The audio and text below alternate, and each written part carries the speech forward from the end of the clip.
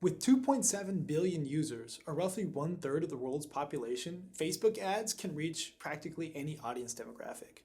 But the tricky part is reaching that audience demographic cost efficiently. Today, we're going to give you our Facebook ad best practices that we learned from spending roughly $1 million a month on Facebook ads.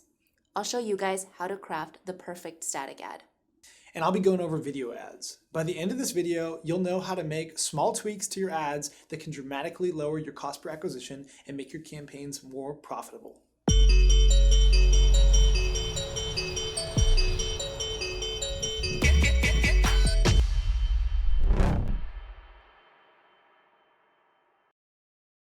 What's up, everyone? My name's Erica, and I'm a production specialist. And my name's Anthony. I'm the ad creative manager here at Strikepoint Media.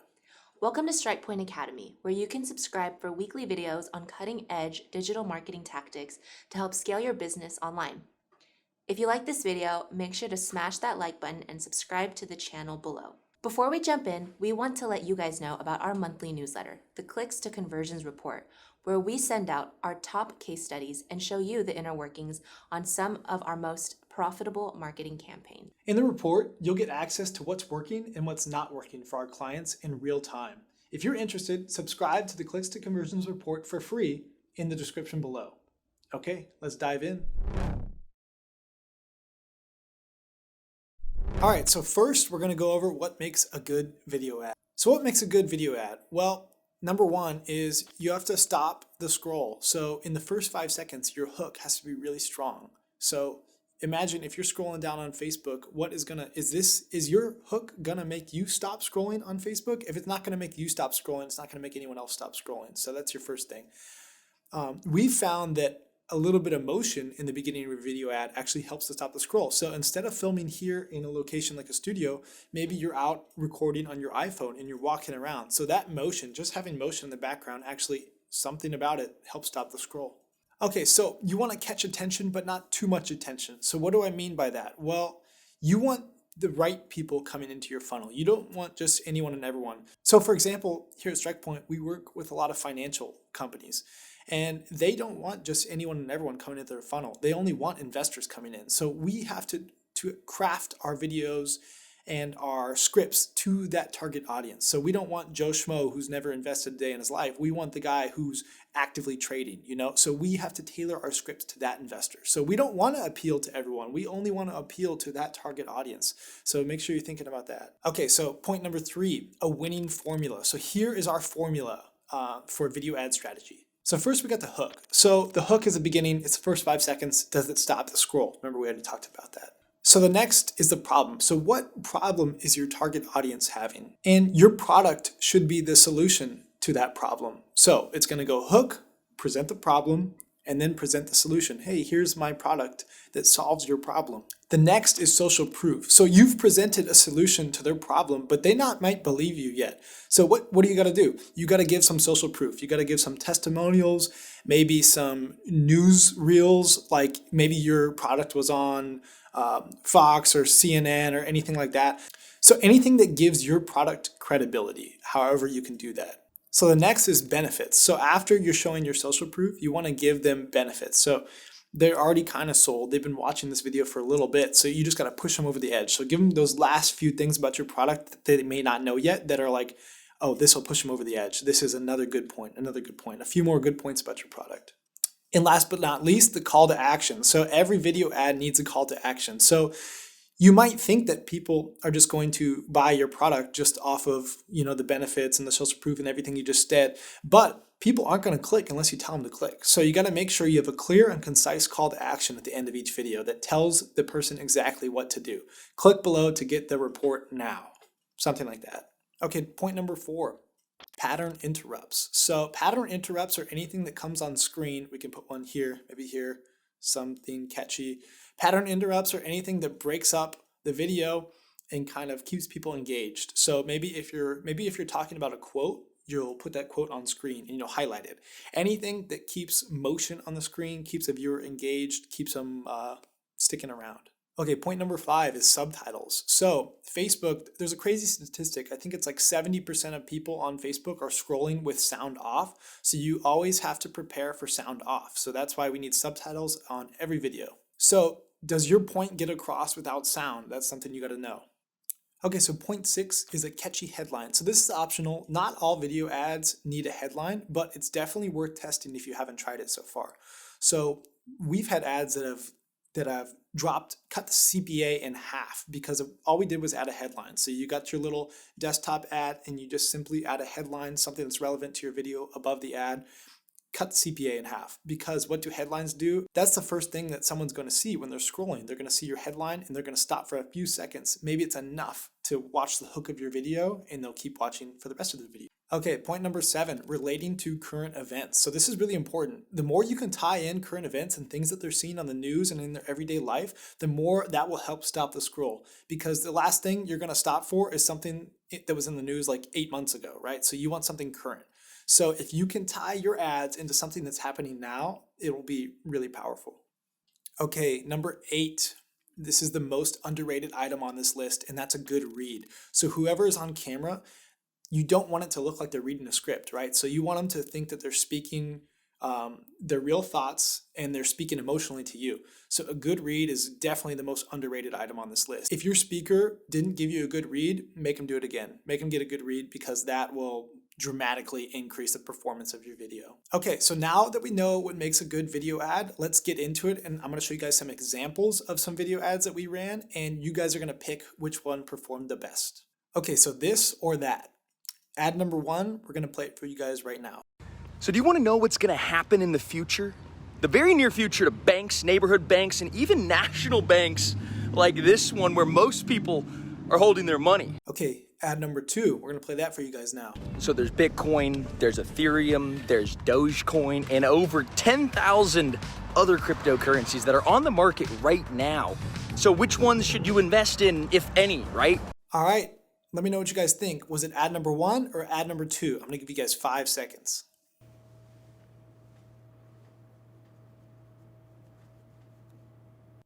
All right, drum roll, please. The winner is ad number 1. All right, so let's look at some statistics. So ad number 1, we're coming in with a click-through rate of 1.1%, cost per lead of $13, and a cost per acquisition of $111. So pretty good. And ad number 2 was a click-through rate of 0.5%, cost per lead of $10.38, and a cost per acquisition of $217. So this is really interesting because the cost per lead is actually lower on ad number 2, but the cost per acquisition is much higher. So this is a classic case of putting the wrong people through the funnel, okay? So your cost per lead is cheaper. So maybe we're getting a broad audience through this funnel, right? But your cost per acquisition is $220. Whereas ad number 1, we were paying higher for those leads, but those are more quality leads, because our cost per acquisition is only $111, so cut in half. So another thing to note is that our click-through rate is much higher. It's more than double on ad number 1. So why is this? So ad number 2, one of the things about your headlines is they can't be, you need to convey a point that's clear and concise. So ad number 2, there's a lot going on. Maybe you don't know, there's almost too much pattern interrupts and things all around the screen. So your point might not be conveyed as clearly. Whereas with ad number 1, there's one point, there's one message conveyed. Banks, a thing in the past, question mark. And that's another thing, questions in your headlines also tend to perform very well. Okay, this or that part 2. So now we're looking at these 2 ads. So these 2 ads are they're the same ads. The video that's being played in the middle, both the same. The only thing that's different is the 2 headlines at the top. So ad number 1, we have banks, a thing of the past, question mark. Or we have your savings are not safe, why your bank could soon be obsolete. So I'll give you guys a few seconds to decide, ad number 1 or ad number 2.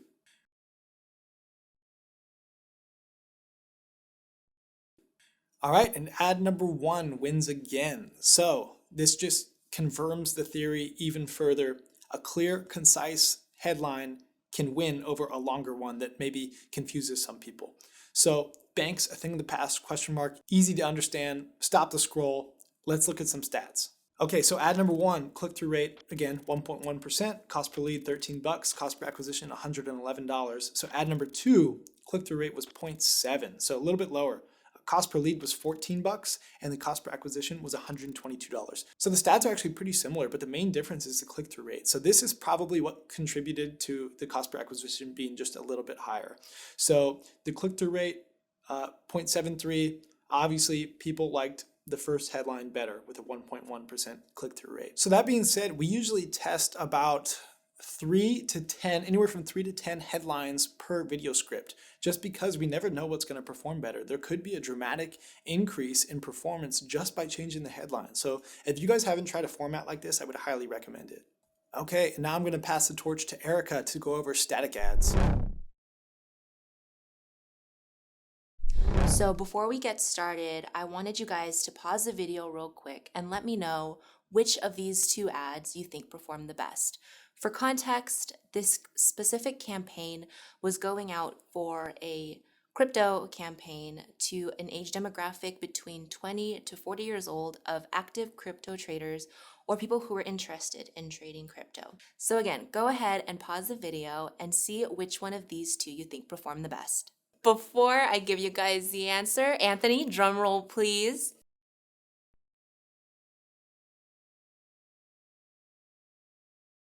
It was ad number 2. So again, for context, this was going out to investors of crypto between the ages of 20 to 40, which is why that meme style ad actually worked in the end. Going into the stats, that specific ad actually came back with 1.67% click-through rate versus the other ad that came back with 1.29%.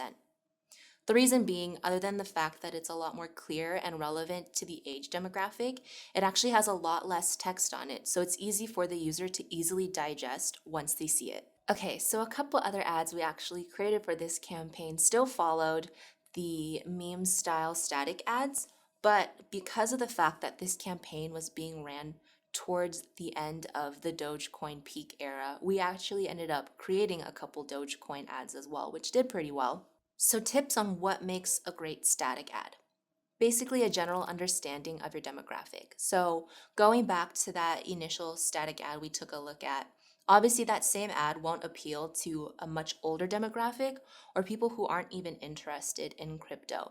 So you have to have a pretty good understanding of who the end user is going to be.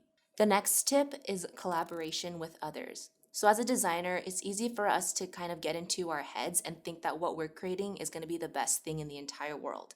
But sometimes collaborating with your teammates and seeing what their opinions are of your work could actually open up a couple other doors and improve your campaign. The next tip is clear messaging and/or next steps.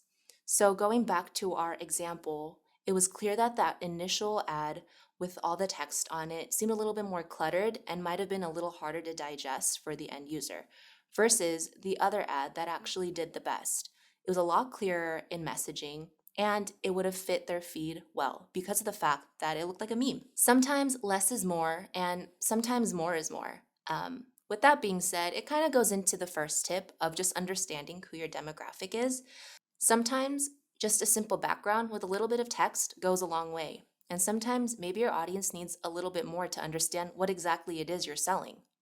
And last tip, quality over quantity. So unlike video ads, static ads are a lot easier to replicate. But sometimes a really good quality ad goes a long way versus a handful of subpar static ads. Now I want to turn it over to you guys. What do you guys want us to make a video about next? Leave a comment down below, and if you enjoyed this video, I want you to stop what you're doing and smash that like button. And also, make sure to subscribe to the Clicks to Conversions report, where you get an inside look at our most profitable marketing campaigns and funnels. This is where you guys can see what's working and what's not working for our clients in real time. The link is down below in the description. Thank you guys for watching, and if you want weekly videos on digital marketing tips, tricks, and tactics to help scale your business online, then subscribe to the channel below. We'll see you next time.